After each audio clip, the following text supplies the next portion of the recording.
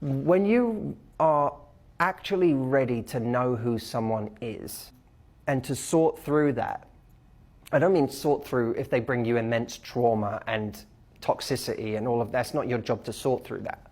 But I mean to you know, that gradual illuminating of who we are that happens when you actually take time with someone to get to know them and they get to know you. And you know, sometimes there are things where you're like, don't love that, but you see that the raw materials that they have are actually very, very good. They're quite beautiful. Again, I'm not saying there's a giant red flag that gets thrown up, but you say, but they're really attractive and we have great chemistry. I'm not saying that. I'm saying when you can see that someone's who they are as a human being and the kind of teammate they would be is really solid. And then it's the business of knowing what you're willing to make peace with.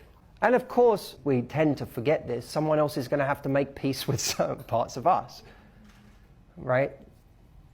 We don't come perfect. A friend of mine in London went through the thing, you know, where his mum, he kept leaving relationships over and over and over again, and his mum said to him, you know, what's going on? He said, I feel like, you know, there's always something better. There's always, you know, there's more. I shouldn't have to settle. I could get everything in one person.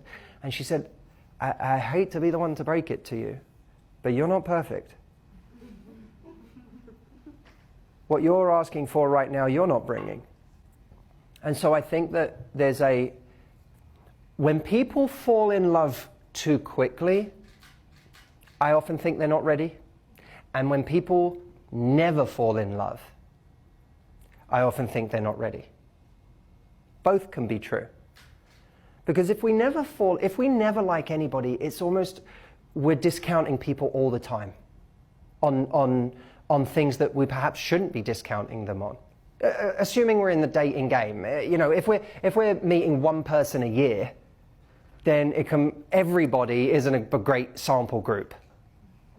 But if you are in the process of meeting people, dating, getting to know people, you know, there's beauty in people. There's beauty in people, and people come alive when they feel seen and understood and not judged.